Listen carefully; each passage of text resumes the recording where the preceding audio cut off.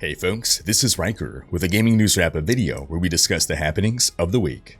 This week's topics include the latest Diablo 4 news, including an update on what we can expect next. Activision Blizzard CEO Bobby Kotick allegedly feeling threatened by NetEase. E3 2023 being cancelled, and more. As always, discussion timestamps can be found in the description below, but right before you skip ahead, just a quick reminder to ring that sub notification bell to be alerted to new Saturday episodes and stay up to date with gaming news highlights. But before we move on, a quick word from this video's sponsor, 505 Games and Daredrop. 505 Games just released their newest game, Crime Boss Rocky City, and have dared me to complete some challenges in the game on Daredrop. Let's see, successfully complete the opening rooftop mission. Easy. Crime Boss Rocky City is an organized crime FPS that you can play either solo or with friends. Go on heists, rob jewelry stores, take hostages, fight popos. If you like games like Payday 2, GTA, or Saints Row, I think you'll love this one. And it's also got an all-star cast of Hollywood actors. Danny Trejo, Kim Basinger, Vanilla Ice, Michael Madsen, Danny Glover, and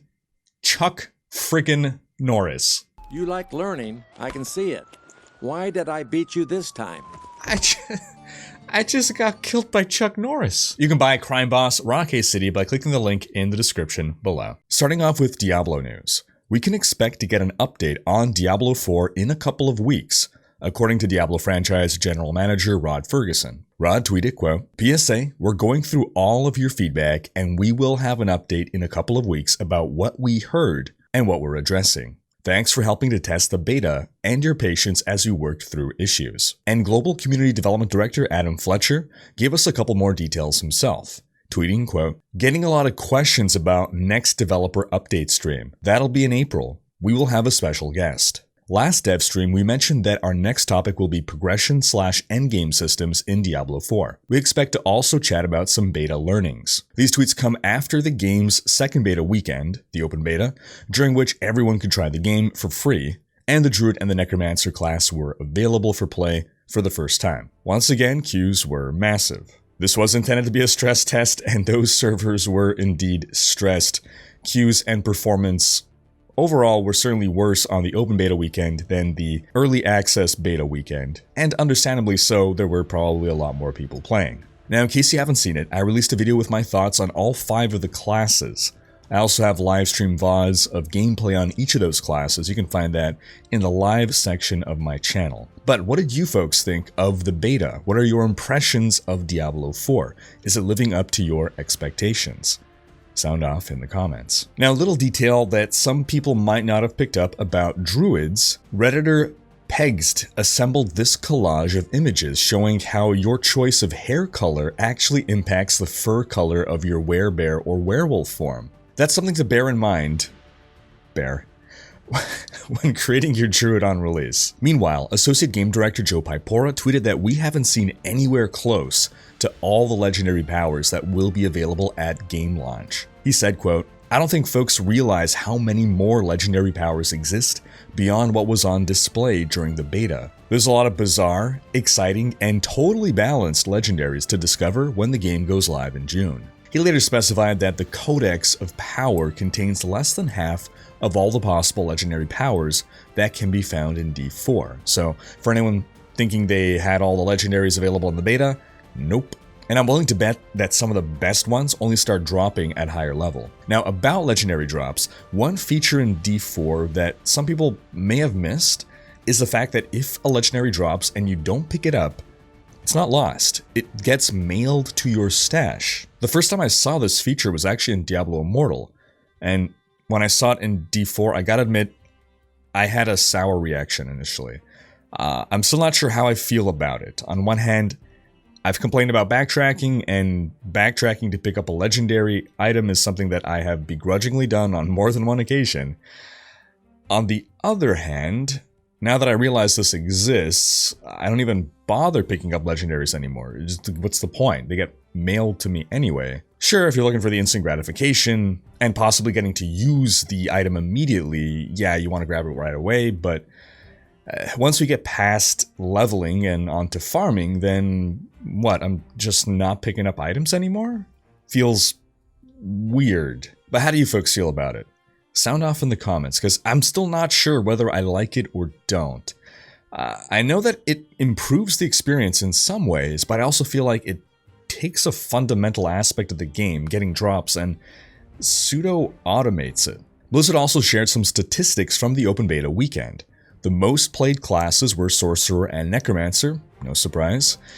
They were the most powerful classes, and 2.6 million people unlocked the Beta Wolf backpack by getting at least one character to at least level 20. I'm actually a little surprised by this figure. I expected it to be higher. I'm sure millions upon millions of people played during the open beta weekend, but I guess I underestimated how long it may take people to reach level 20, or overestimated how much time people were willing to put into the beta during the weekend. Oh, I've also seen a lot of feedback about the Necromancer skeletons looking too glowy, and the devs have stated, quote, "Necromancer summons luminance levels are not fully finalized.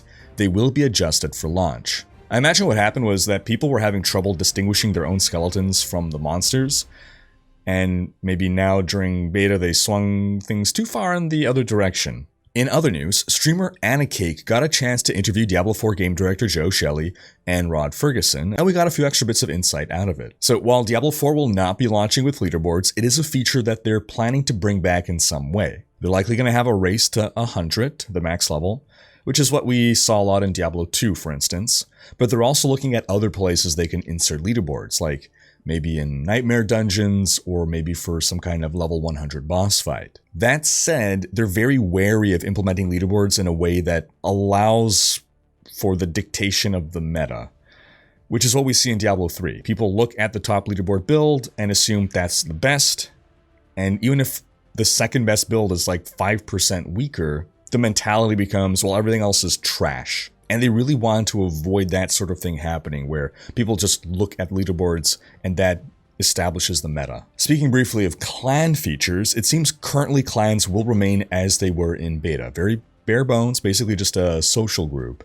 But they're exploring ways that they can bring in more clan features in the future. I'm personally looking forward to that. Clan housing, guild housing would be awesome. We also learned that white and blue items serve no purpose in Diablo 4's endgame itemization. You may use some of these while leveling up because it's an upgrade over outdated gear, but in the endgame you'll never be choosing to equip a white or blue over another item. This is in contrast to a past itemization update that suggested that blue items can sometimes roll with higher stats, as was the case in Diablo 2. This would have resulted in very few edge cases where you'd want a blue item in a slot somewhere. Personally, I hope that we do eventually have systems implemented that make rare use of white and blue items. Maybe once they add rune words, for instance, they could be only inserted into white item bases like in Diablo 2. But make rune words not as universally powerful as in D2. Maybe the average endgame build would want maybe one rune word. Then I don't know about blues, but again, a very rare case scenario, maybe allow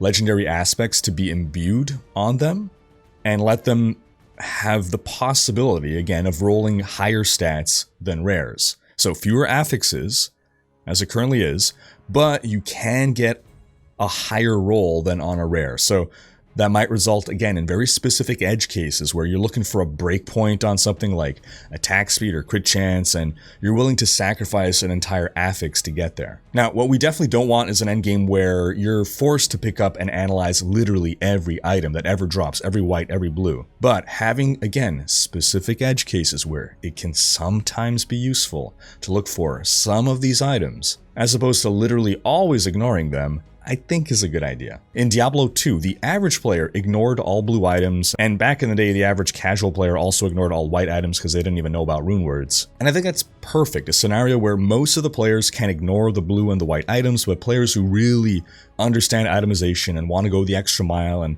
really want to max out their gear and use their knowledge of itemization to squeeze out every little bit of power can go and fish and farm for those. We also learned that seasons in D4 will last 3 months. We knew that already, but unlike Diablo 3, where the end date could be rather unpredictable, they want D4's schedule to be much more fixed so that people can plan ahead around the release of seasons. And they also want to rotate seasons with Diablo 2 and Diablo 3 in such a way that the season starts don't conflict with each other. And as for Diablo 3 seasons, the current season 28 which was absolutely massive. If you haven't heard about it, check out this video to see why this is probably, in my opinion, the best season ever. But next season 29 will not be nearly as large, but it still will be a season of new content and the last season of new content for Diablo 3. After season 29, they're going to start repeating past season themes and past cosmetic rewards. Then a surprise for me was that there will be more endgame activities than they've already shared. I'm talking about D4 again here. I got a full video discussing the endgame activities that they've already revealed. In short, to be a little reductionist, those activities consist of something similar to Diablo 3 bounties, something similar to Diablo 2 terrorized zones, plus nightmare dungeons, which involve finding keys to run dungeons on higher difficulty for higher reward. So if there's going to be even more than this, I look forward to seeing what that'll be. Then on the topic of game pace, the devs said that they were aiming for something roughly between D2 and D3. Though honestly, D2 endgame can be blitzingly fast when you have a fully geared Hammerdin or Javazon. And they're also looking into the possibility of adding a separate gem tab so that gems don't occupy space in your stash. That would be very welcome. Now, I encourage you folks to check out Anacake's full interview video, link in the description below. In a quick Diablo 3 update, the devs released this week a patch to fix a Demon Hunter exploit that involved the new Natalia set. It'd be basically one-shotting enemies on ZDPS builds. And they also wiped the affected leaderboards. And lastly in Diablo news, the Diablo YouTube channel released a new Diablo LoFi Beats multi-hour video that remixes some classic Diablo tunes into some relaxing background music. Link in the description. Oh, I'll also mention quickly, I released a new Diablo lore video covering the story of Diablo 2. Then, in Path of Exile news, we got this week the full reveal of the next expansion, Crucible. Apart from the Crucible Challenge League, this expansion includes 9 new Vol skills, improvements to Abyss and Breach, new Atlas Tree gateways that let you travel from one side of the tree to another, a revamp of roughly half the masteries in the passive tree, an overhaul of the Saboteur and Pathfinder ascendancies, and over 10 new unique items. As for the Crucible Challenge League, well, every area will have a Crucible Forge in it. When you find one, you select one of your equipped weapons, which could include in your weapon swap. Then, you channel on the Forge in order to spawn a fight. The longer you channel, the more challenging the fight, but the greater the reward. And the award? XP towards passive skill trees on your weapons, with each weapon having its own unique tree. I love this idea. More progression systems, more trees, sign me up. The Crucible endgame revolves around accessing the Forge of Titans via a rare drop, where you'll be able to melt down one weapon and merge its passive tree onto another weapon. But it'll combine elements of the 2 different weapon passive trees at random, including upgrades, downgrades, and side grades. So risk reward with the possibility of really powerful weapons as an outcome. Or a brick. Now the patch notes do seem to lean towards the nerfy side, but overall power levels this league will likely rise significantly thanks to the Crucible weapon trees. Crucible launches on April 7th. We also got an update on ExileCon. The devs' next live stream will take place from the ExileCon 2023 main stage. The convention will run from July 28th to 29th, and they'll be revealing tons of info about PoE 2 and PoE Mobile before revealing the 3.22 expansion.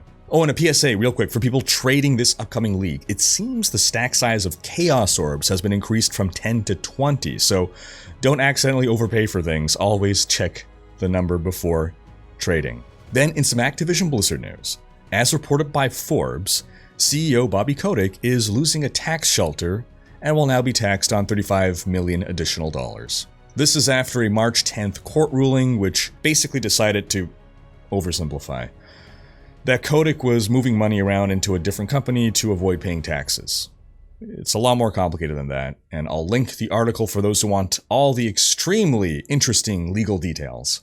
But the outcome is basically that now Kotick has to pay the tax man. And in related Activision Blizzard news, it has come to light that part of the reason for the dissolution of the relationship between Activision Blizzard and its Chinese partner NetEase may have come down to a miscommunication. According to the New York Times, NetEase in a meeting had suggested that it could help convince Chinese regulators to allow the acquisition of Activision Blizzard by Microsoft. But Activision execs apparently took what was intended to be a helpful offer by NetEase's CEO as a threat to Bobby Kotick. And this allegedly all happened over a Zoom call with translators. And it was after this call that the 14-year relationship fell apart. Now, that said, this wasn't the only strain on the relationship, though it may have been the straw that broke the camel's back. There'd been growing tensions for a while, years. But looks like fragile egos prevailed. In other news, E3 2023 is cancelled. That's a shame. E3 took a big break over the pandemic, and it was about a year ago that they announced E3 would be triumphantly returning in 2023.